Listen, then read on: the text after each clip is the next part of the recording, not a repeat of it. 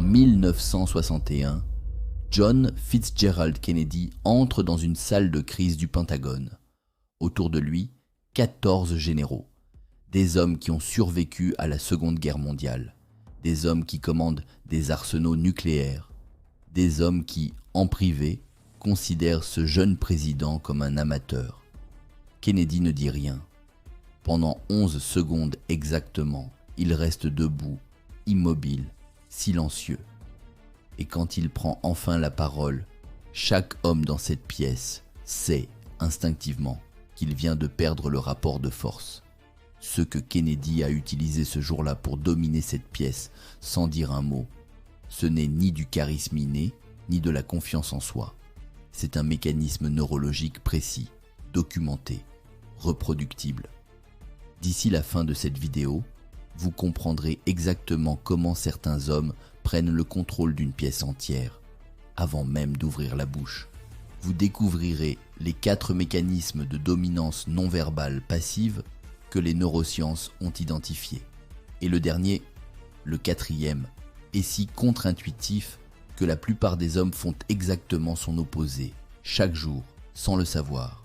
Ce sont ces mêmes mécanismes qui séparent les hommes qu'on écoute des hommes qu'on oublie. Il y a quelques mois, un homme m'a écrit ceci, je cite, « J'ai appliqué le 2e principe pendant une réunion avec mon directeur général. Pour la première fois en 6 ans, il m'a regardé différemment, pas comme un employé, comme un égal. 6 ans de carrière, un seul ajustement non-verbal, un regard qui change. La question est simple, est-ce que vous projetez le pouvoir ou est-ce que votre corps projette la soumission à votre place ? C'est ce que nous allons décrypter maintenant sur Leader vertueux. Avant d'entrer dans les mécanismes, il faut comprendre une réalité neurologique que la plupart des gens ignorent. En 1992, la psychologue Nalini Ambady, à Harvard, a conduit une expérience devenue célèbre sous le nom de Thin Slices, les tranches fines de jugement. Son équipe a montré à des sujets des extraits vidéo de 2 secondes, de professeurs d'université en train d'enseigner, sans leçon, sans contexte. Résultat, les jugements de compétence, de dominance et de crédibilité formulés en 2 secondes correspondaient presque exactement aux évaluations faites par les étudiants après un semestre entier de cours. 2 secondes, sans un mot, ce que cette étude a prouvé et que des dizaines d'autres ont confirmé depuis, c'est que le cerveau humain évalue le statut social d'un individu avant toute communication verbale. Votre néocortex, la partie rationnelle de votre cerveau, n'a même pas encore commencé à traiter l'information que votre amygdale, elle, a déjà classé la personne en face de vous dans une de ces 2 catégories, menace ou non-menace, leader ou suiveur. Et cette classification repose entièrement sur des signaux non-verbaux. La question n'est donc pas comment bien parler dans une pièce. La vraie question, c'est que dit votre corps quand votre bouche est encore fermée ? C'est exactement ce que les 4 mécanismes que je vais vous révéler permettent de contrôler. Et le premier commence avant même que vous entriez dans la pièce. Mécanisme numéro 1. L'entrée territoriale. Observez ce qui se passe la prochaine fois que vous entrez dans une salle de réunion, un restaurant ou n'importe quel espace social. La majorité des hommes entrent de manière identique. Ils franchissent la porte, cherchent immédiatement du regard un visage familier ou une place libre et s'y dirigent rapidement, tête baissée, pas pressée, épaules rentrées.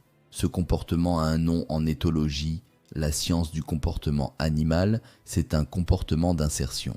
L'individu signale au groupe « Je ne suis pas une menace, je cherche ma place, ne faites pas attention à moi ». C'est exactement l'opposé de ce que font les hommes de pouvoir.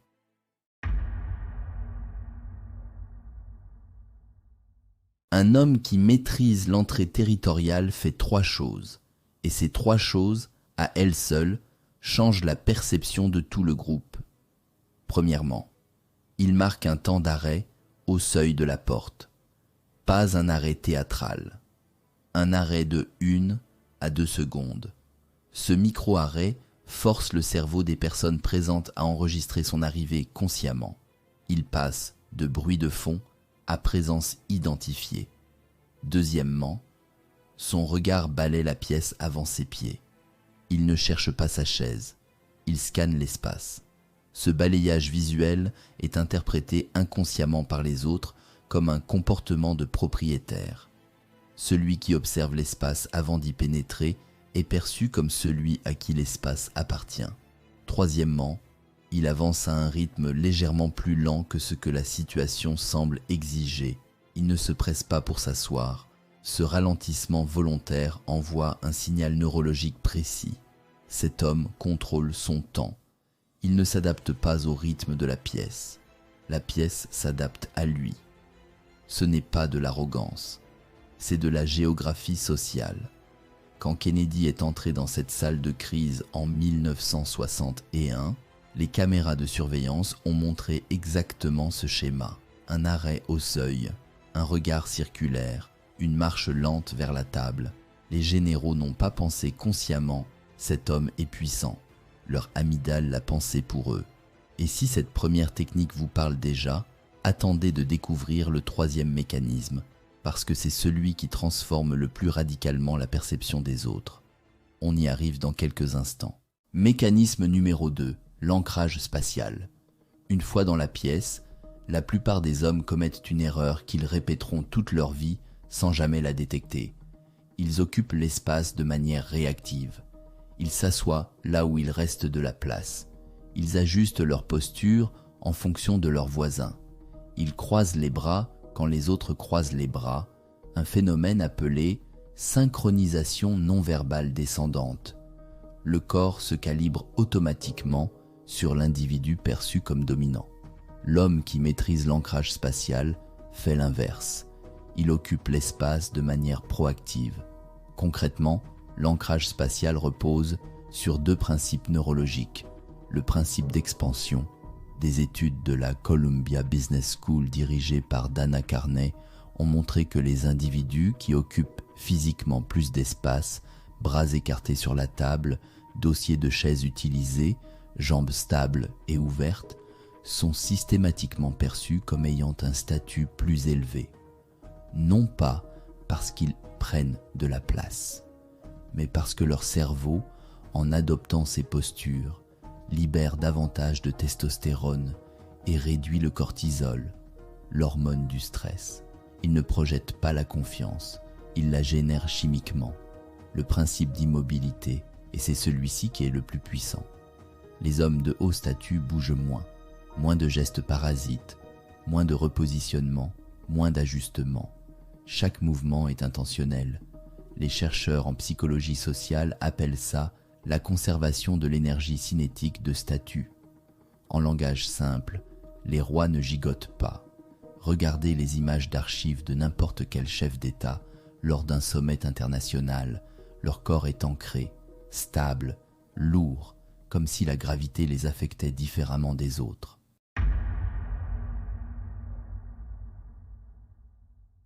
Votre exercice dès demain, lors de votre prochaine réunion, asseyez-vous. Placez vos avant-bras sur la table, à largeur d'épaule, et ne bougez plus pendant les 3 premières minutes. Observez ce qui se passe dans le regard des autres. Vous ne direz rien, mais la pièce vous aura remarqué. Mécanisme numéro 3. Et j'avais dit que c'était celui qui transforme le plus radicalement la perception des autres. Le regard souverain. Ce que je vais vous expliquer maintenant va changer la manière dont vous utilisez vos yeux dans chaque interaction sociale, définitivement. Dans la hiérarchie des primates, et les humains en font partie, quoi que notre ego en pense, le regard est l'instrument de statut le plus ancien et le plus puissant, bien avant le langage, bien avant les vêtements, bien avant l'argent. Le primatologue Franz de Waal, après 40 ans d'études des chimpanzés, a résumé la dynamique de pouvoir en une phrase. Le dominant regarde quand il veut. Le subordonné détourne le regard quand il doit. Cette loi n'a pas changé en 5 millions d'années d'évolution.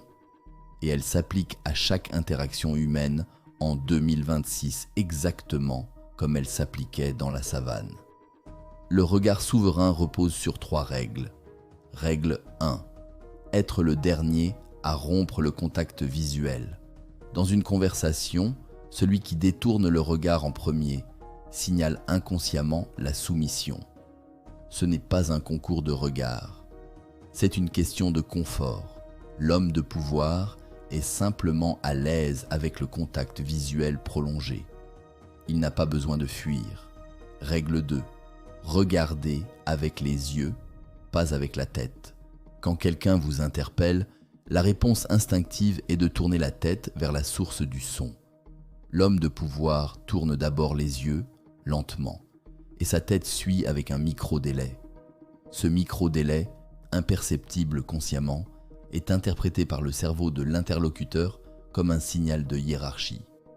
Je consens à te regarder, je n'y suis pas contraint. Règle 3. Le regard en triangle. Les études de Michael Argyle à Oxford ont montré que les interactions de pouvoir utilisent un pattern de regard différent des interactions sociales ordinaires. En interaction sociale, le regard alterne entre les 2 yeux et la bouche, un triangle inversé qui signale l'ouverture sociale.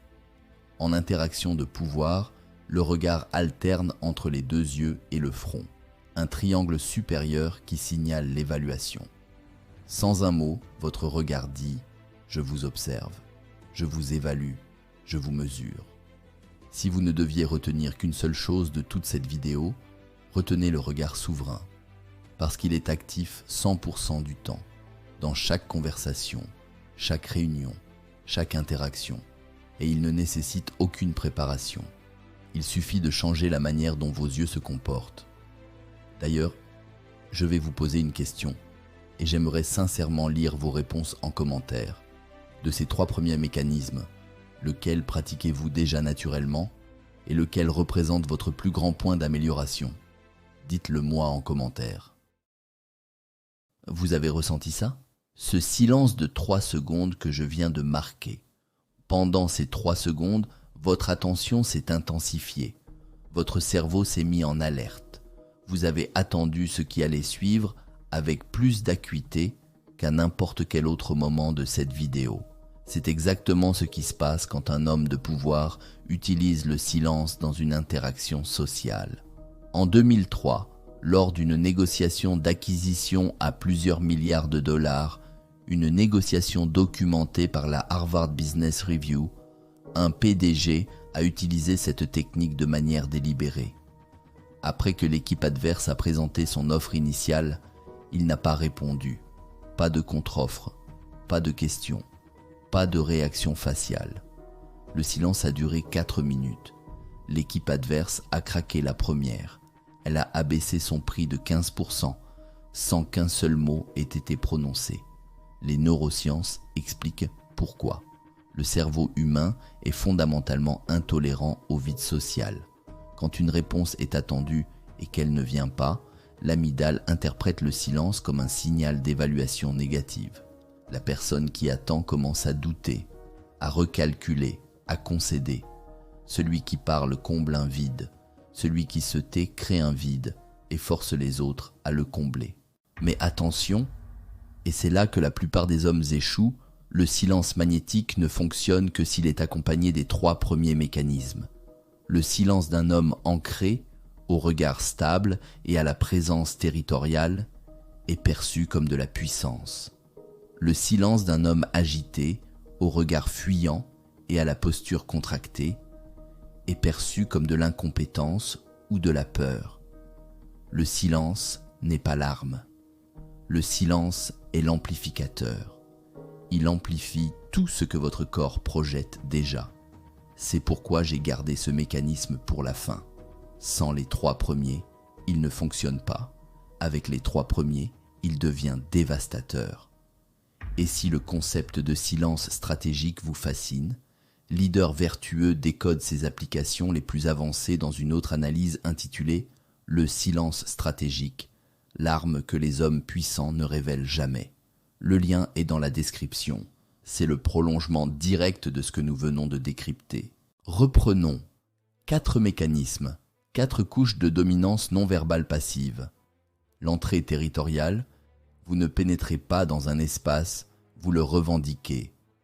L'ancrage spatial, votre corps ne s'adapte pas, il s'impose par l'immobilité et l'expansion. Le regard souverain, vos yeux ne fuient pas, ils évaluent. Le silence magnétique, votre bouche fermée, crée plus de pression que vos mots ne le pourraient jamais. Ces 4 mécanismes ne fonctionnent pas isolément.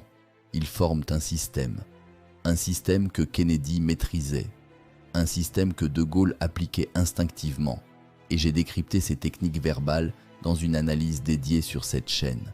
Un système qui n'est enseigné nulle part, mais qui est utilisé partout, dans chaque salle de conseil d'administration, dans chaque sommet diplomatique, dans chaque pièce où le pouvoir réel se négocie.